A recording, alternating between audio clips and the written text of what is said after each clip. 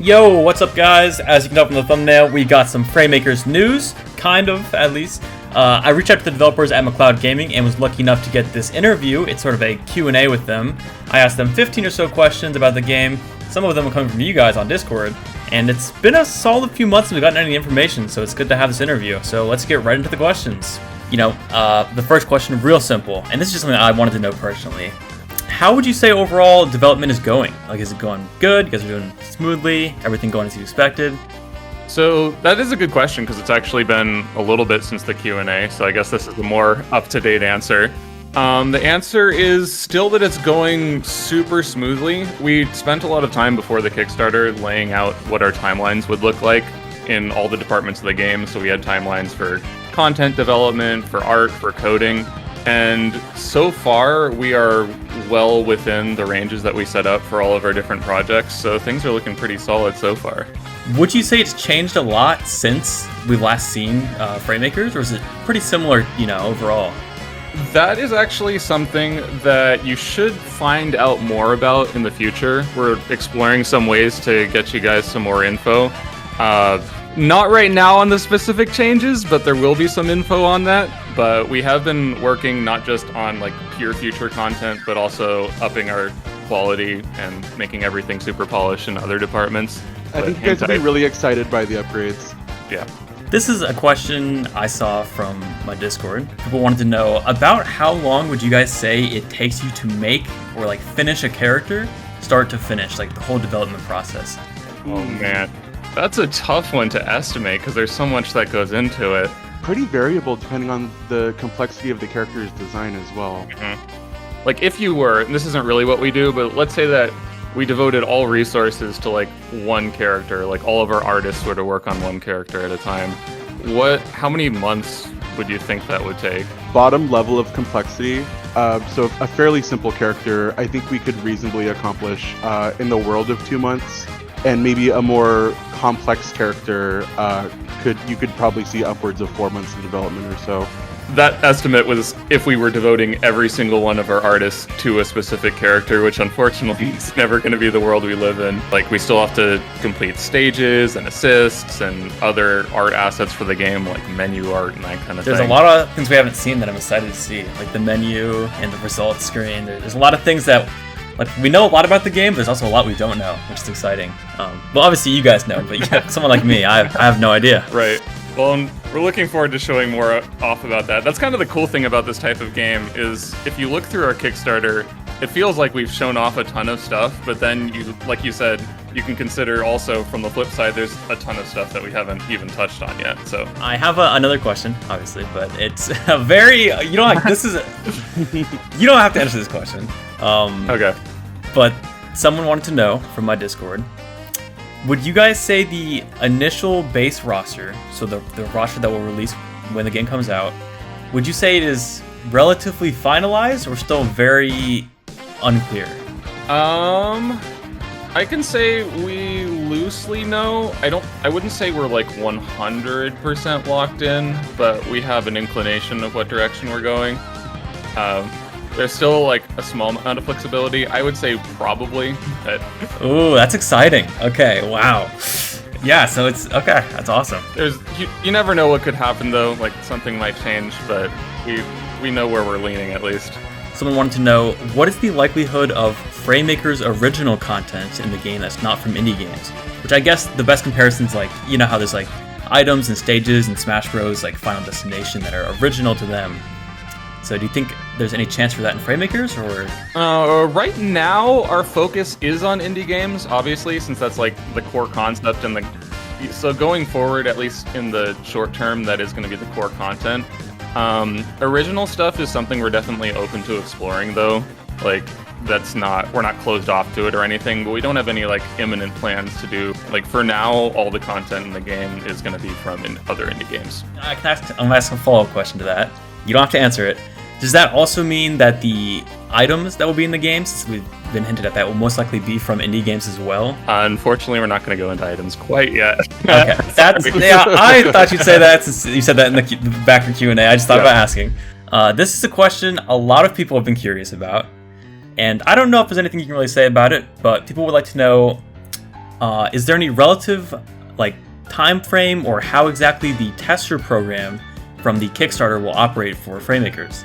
Yeah, so we'll let you know as soon as we have an exact date. We're not quite at the point where we'd want to commit to something as far as like, the time frames and the date. Obviously, it'll be before our early access release date because that's the purpose of it. As far as what the tester period itself will look like, our plan is to implement content over the course of the tester period, as well as like iterate on the content based on feedback. How much of it is available at the tester launch could be slightly up in the air. Again, it's hard to say, depends on what date we end up doing things on and what our progress is like at that point. And it's beneficial for both us and the backers to have time. We do see the value. Like Ramsey said, it's valuable for not just people who get to test stuff out, but we actually do see a lot of value in feedback. Like, we've worked with the community over a long period of time on our previous stuff, so we want to be able to, once it's at a state where people can test it and we think that the feedback will be useful to us. Next, I have a couple of what I consider pretty interesting gameplay questions. So I don't know, Ramsey, you can chime in if you'd like, but I think Max probably knows a little more about some of the mechanics. I would say so. But no, that's fine. It's true. It's so true. The first one I want to ask is about the shield mechanics in Fraymakers. They're very unique so far from what we've seen. Right. I wanted to know if you could tell me about can you change directions while you're shielding? Can you get hit from above while you're shielding? How did it's like a parrying mechanic you kind of teased? Can you talk about that any? Still take everything with a light grain of salt, because as we go forward, things are still subject to change. If we find out something that we're doing, whether it's in the testing build or before that or in early access, is not working out the way that we intended, all of this could end up changing. Conceptually, though, the shield right now can't be changed directions during shielding. You can only hold it in the direction that you're currently facing. Okay. As far as being hit from above, if it's behind the shield positioning, then yes, you can hit somebody from above. Okay, how about the parrying mechanic? Can you talk about that a little bit or not? A little bit. So it's a little bit different from the Smash Brothers implementations. They've done a few different ones, done power shield at the start of your shield, and then they added the shield release parry mechanic. Ours allows you to do the parry input at any point using the B button when you have the shield input held. Wow! That's fascinating. Shield B will allow you to parry. As far as the specifics of that mechanic go, this is, again, something we're still tuning a little bit. It's kind of a tricky mechanic to get exactly right as far as the feel and the balancing of it. Mm-hmm. You want to be able to, parry the way that you'd expect from a parry system, where if you see an attack coming, you read it 10 years in advance, you can parry that attack pretty much regardless of the game state. My understanding is that shields cannot decay and they do not break. So if you get hit with any kind of projectile, let's say someone's throwing projectiles at you, you can just hold that shield forever, right? Or is there a time limit? Currently, that is the implementation, yeah.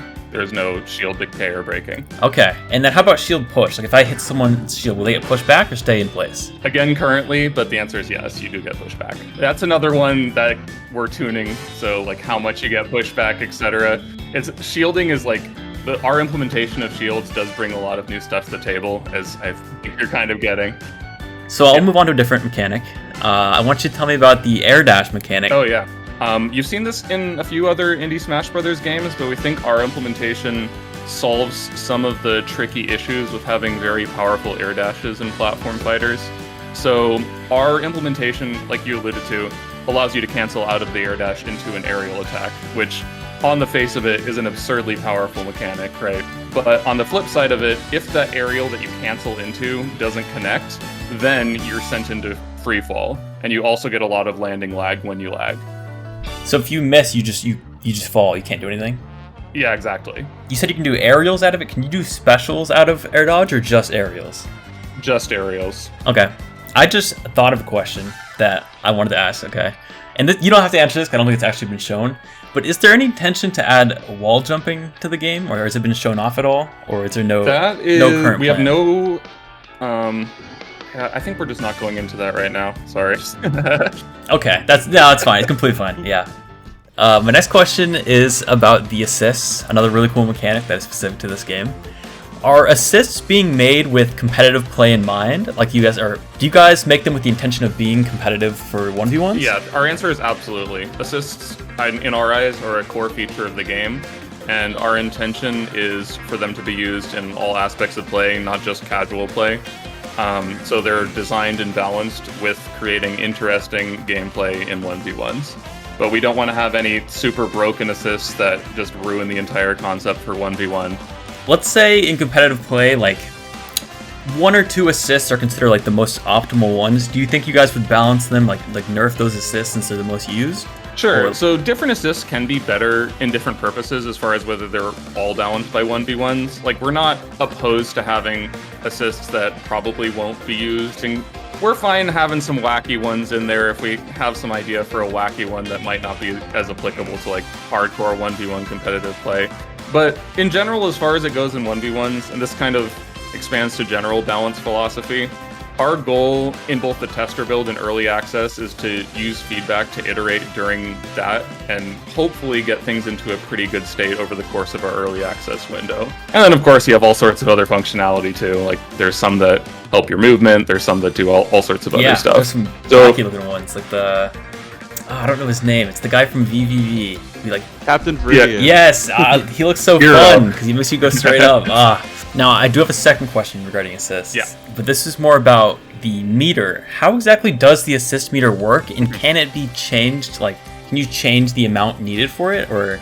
Gotcha. So currently, we have a few different ideas we're toying around with because there's all sorts of different implementations for a meter that we could go with. Right. In its simplest form, in its base form, you charge your meter by dealing damage. As far as whether you can change the amount of charge, the answer is yes. Different assists can have different charge, and that's good not just for us as far as balancing goes. Yeah, it's great for balancing. We might want to have like some that's a super powerful KO move, but obviously that shouldn't come up as often as your baby combo starter. But we also think it'll be great for UGC, so we afford those same opportunities.